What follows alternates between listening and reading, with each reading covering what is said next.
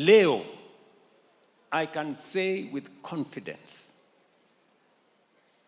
ukienda kwa kijiji fulani utakuta mtu amesema nimelipiwa 20,000 na SHA, nimelipiwa 50,000 na SHA, familia fulani wamelipiwa 200,000, mtu fulani amelipiwa shilingi 1,000,000. Ni kweli ama si kweli?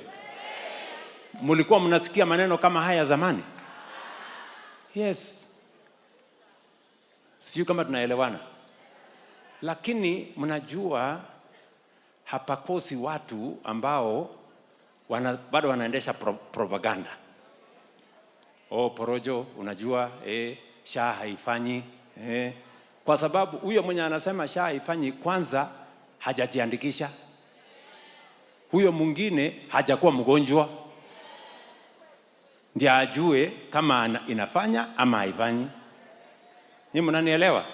Mwingine ni mwanasiasa ambaye hana haja na SHA, anafuata siasa. Ndio unasikia wengine hata mwingine nasikia mwingine juzi ati ako na habari kwamba SHA ita collapse in 6 months. Kwa sababu mimi ni rais, nikajaribu kuchunguza hii habari alitoa wapi. Nikagundua kumbe alienda akaongea na waganga na wachawi ndio wakamwambia hiyo. Kwa sababu mimi nataka niwaeleze. Hawa wanao wanatuambia hiyo porojo yao, sio porojo wameanza saa hizi, walianza zamani. Wao ndio walituambia ati Bomas imeuzwa kwa Waturuki. Leo Bomas inajengwa na itakamilika miezi 2-3 inayokuja. Wakatuambia ya kwamba barabara ya Mau Summit kutoka hapa Rironi ati hata wheelbarrow hawajaona, hakuna kitu inaendelea.